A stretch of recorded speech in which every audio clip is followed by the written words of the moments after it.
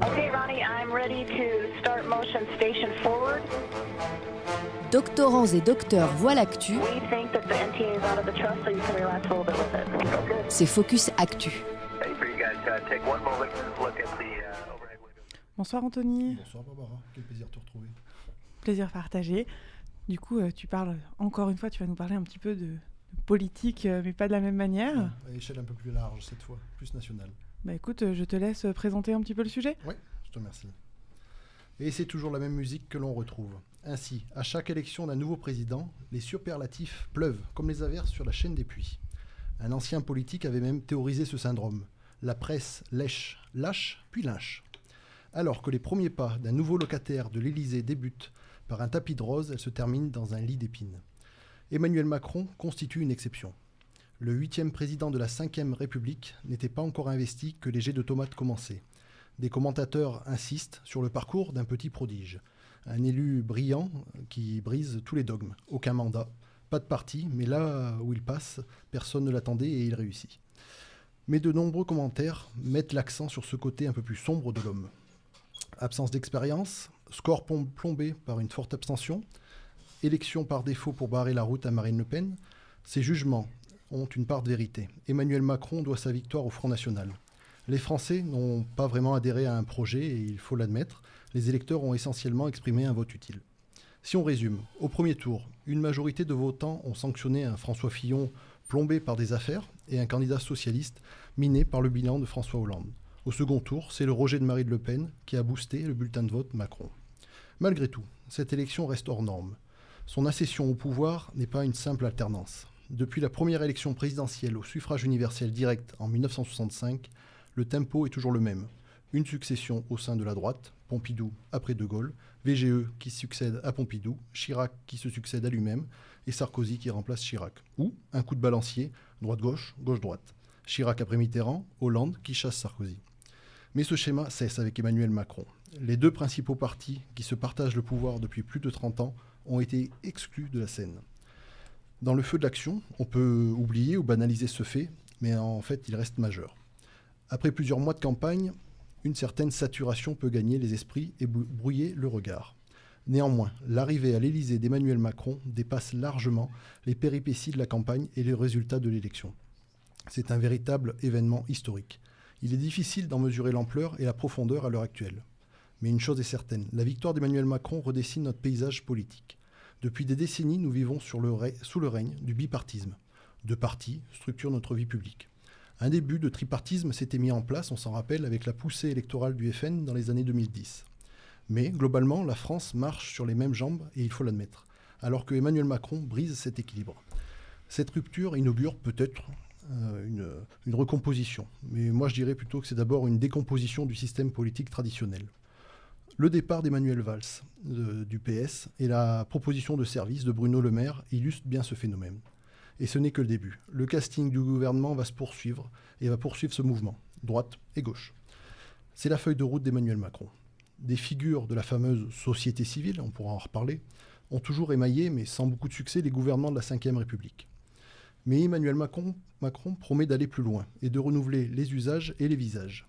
Pour y parvenir, le chef de l'État devra aller bien au-delà d'un simple recyclage et de quelques transfuges que l'on voit déjà dans de nombreux départements suite à la nomination des candidats de la République En Marche. Il doit générer une nouvelle génération politique. Le défi est immense et la mission est quasiment impossible.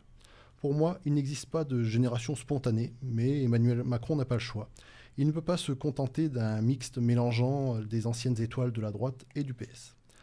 En gagnant la présidentielle, Emmanuel Macron a réussi un exploit. Il a déjoué tous les pronostics. Il y a 6 mois, ses chances étaient minces et les parieurs ne misaient pas un centime sur le phénomène En Marche. Maintenant, le temps des élections législatives va prendre le dessus et même s'il nous reste moins d'un mois, cette élection présidentielle aura vu l'avènement du quadripartisme. C'est l'un des principaux enseignements du premier tour. On a 4 blocs où chaque candidat, que ce soit Macron, Le Pen, Mélenchon ou Fillon, qui ont obtenu entre 19 et 23%, avec un parti socialiste out. Tel serait le nouveau rapport de force de notre pays? Personnellement, je n'y crois pas. Sans les affaires, où en serait le candidat François Fillon? Et si François Hollande avait été candidat, où en serait le Parti socialiste et que serait devenue l'aventure d'Emmanuel Macron? Et si Benoît Hamon n'avait pas, à l'inverse, été candidat, Combien aurait obtenu Jean-Luc Mélenchon? Et au final, quel en aurait été le casting du deuxième tour? Chacun a sa réponse à ces questions.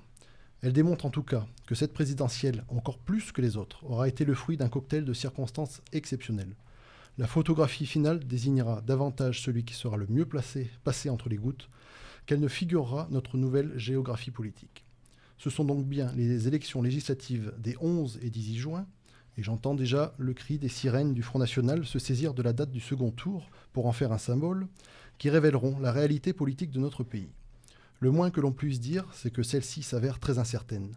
La droite, majoritaire avant le naufrage Fillon, profitera-t-elle de ce scrutin pour se refaire une santé électorale et imposer une cohabitation? Emmanuel Macron, sur sa lancée de sa victoire, disposera-t-il in fine d'une majorité solide, à défaut d'être absolue? Le PS, profitant de candidats bien implantés, réussira-t-il à reprendre le leadership à la gauche quand Jean-Luc Mélenchon, fort de ses 7 millions de voix au premier tour, est bien décidé à se poser en premier opposant? Seule certitude, le Front National, sans l'aide de la proportionnelle cette fois-ci, va faire une entrée historique à l'Assemblée nationale.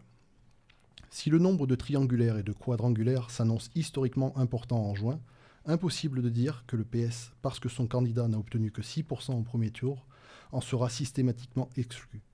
Ou que la République en marche, parce que son candidat a cartonné à la présidentielle, fera un carton dans toutes les circonscriptions. Bref, à mon avis, il est encore trop tôt pour décrire le monde d'après. Si on se fie à ce qu'affirment Mélenchon et Le Pen, nous serions entrés dans une période de tripartisme sans les Républicains et le PS. Quand Macron se voit, au nom de tous les progressistes, dans un face-à-face durable face au Front National. Mais ce n'est rien, à comparer au moment de vérité qu'attendent la majorité des Français, réussir une vraie révolution dans les palais de la République.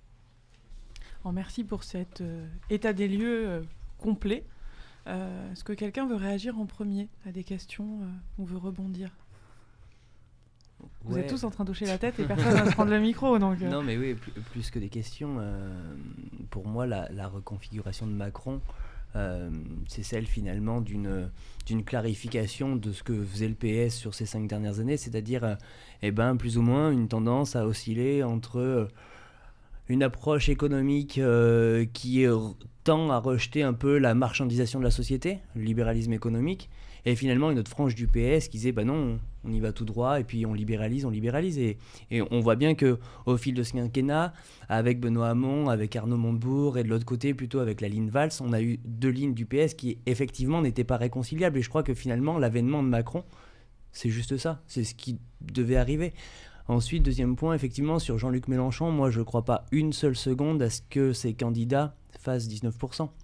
Je crois que Benoît Hamon, sur son programme, aurait mobilisé bien plus que ça, si effectivement il n'avait pas été finalement l'héritier de François Hollande. Et donc je pense que finalement, à mon avis, le PS va être beaucoup plus haut sur ces législatives que ce qu'il a pu être sur ces présidentielles. Il pourra difficilement être plus bas en même Effectivement. temps.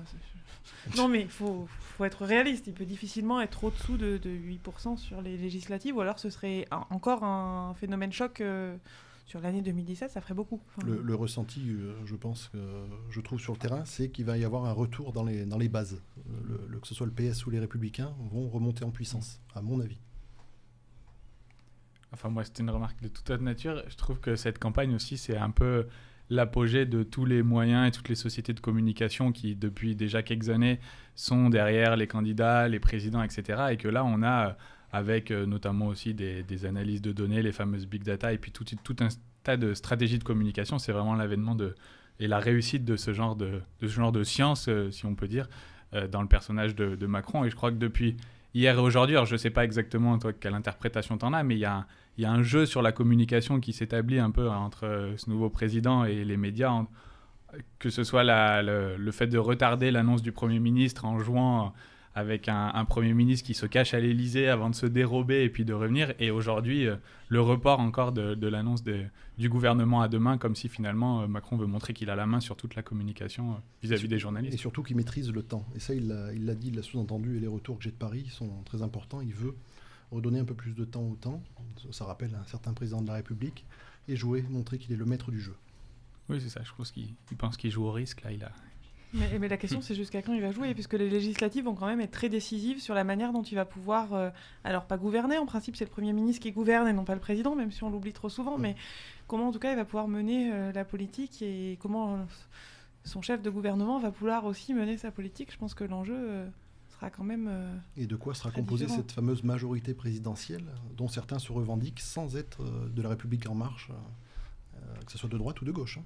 Oui. Ça, c'est un peu unique. On peut se retrouver en même temps, peu importe son nombre de députés, il peut avoir une majorité faite de gens pris à droite, à gauche, et en même temps, au contraire, se retrouver avec tout le monde contre lui.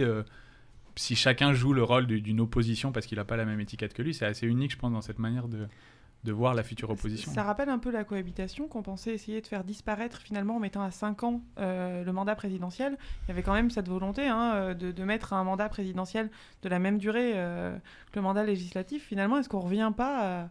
Enfin, est-ce que cette volonté de changer la Constitution pour permettre un équilibre, c'est pas retourné toute seule pour montrer que ça pouvait pas forcément fonctionner et la Ve République était finalement aussi cette ambivalence entre Et est-ce que Parlement, président. Est-ce que l'électorat français n'a pas voulu à la fois une part de changement, ce qu'il a impulsé en voyant arriver cet ovni Emmanuel Macron, j'attends de voir ses preuves sur le terrain, et avec un retour un peu justement au camp de base, ce que je disais tout à l'heure, avec législative, où on revient dans les camps, droite, gauche, et alors là, bon courage au président pour tenir le bateau France. Du coup, grand silence. Non, mais il faut aussi se rappeler que les lois de travail, etc., desquelles finalement les Républicains, j'ai toujours du mal à les appeler les Républicains, avaient voté contre, alors que finalement l'idéologie économique était absolument la même. Donc vraiment, mais j'attends aussi, je suis curieux de voir ce qui va se passer, mais je crois vraiment qu'il y a une force libérale qui s'est créée et qui, à mon avis, va déplacer les clivages, d'ailleurs qui est en train de faire dépasser les clivages les Républicains PS. Mais comme tu le dis, on entend souvent beaucoup de gens dire là on peut voter pour Macron juste parce qu'il va faire quelque chose qui est bien pour le pays, alors que jusqu'à là on était quand même dans des positions si on est dans l'opposition par principe on vote contre. Est-ce que tout ce qu'on entend là va vraiment être réalisé, ou est-ce que finalement les gens vont se retrancher derrière leur position, derrière la reconstruction des Républicains, du PS, etc. À voir. Mais d'ailleurs, est-ce que ce choix de Premier ministre a un peu déjà beaucoup discuté, puisqu'on a quand même on va dire le député mauvais élève par excellence. En même temps, on a quelqu'un proche de Juppé qui était très soutenu à droite et que beaucoup auraient préféré en candidat à Fillon. Est-ce que à ton avis, c'est stratégique ce choix pour les législatives ? Je pense qu'il a choisi quelqu'un de Macron compatible, ça il l'a réussi. On retrouve un profil assez jeune, c'est pas le vieux député qui peut plus tenir debout. Après, à quoi va jouer Macron ? Il a essayé, à travers cette nomination, de squeezer un peu les Républicains et les faire éclater. Je pense pas que c'est eu autant d'incidence qu'il aurait espéré, là, à mon avis. Mais bon. Non, mais par contre, en choisissant quelqu'un qui est proche de Juppé, il se met moins les personnes de gauche à dos que s'il choisissait un... Oui, quelqu'un de plus droite, encore plus... Oui, c'est vrai, ça reste quand même... J'ai l'impression que Juppé, il passe un peu quand même partout, avec plus de facilité que d'autres, en tout cas. Les sondages le donnaient vainqueur au moment, là, Juppé, il ne faut pas l'oublier. Mais oui, c'est pour ça. Mais on n'oubliera pas de rappeler aux gens de gauche les positions du nouveau Premier ministre sur les lois de travail, sur les enjeux de société, etc. S'il faut, on leur rappellera. Des sexes, etc. Mariage pour tous. Ouais. Oui, mais je pense que stratégiquement, par contre, choisir quelqu'un proche de Juppé, c'était quand même faire passer les choses plus en douceur que choisir... C'est possible, ouais. Enfin, quelqu'un proche de Sarkozy ou de Fillon. C'est sûr, mais la ligne devient de plus en plus claire. Mais attendons la nomination des ministres demain à 15h pour voir un peu le panel qu'on aura, s'il y a vraiment une composition LR, PS et autres, et cette société civile aussi. Ce gouvernement sera peut-être rechangé dans un mois. Il a suscité probable. beaucoup d'engouement, mais je crois que la tâche sera lourde maintenant de responsabilité pour être à la hauteur de ce qu'il a essayé de nous vendre. On verra.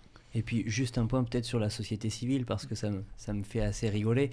On se rend compte que la société civile de Macron, c'est les auto-entrepreneurs, c'est effectivement de temps en temps quelques chercheurs, il y a peu d'ouvriers en fait finalement dans la société civile de Macron, on les voit pas beaucoup.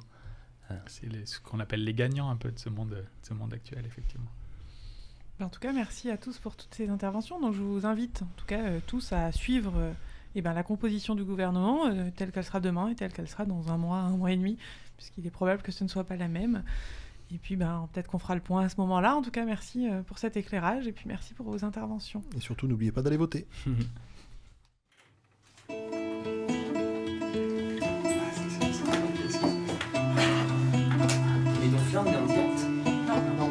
ça, c'est demain soir. Donc le gouvernement sera connu. Ouais.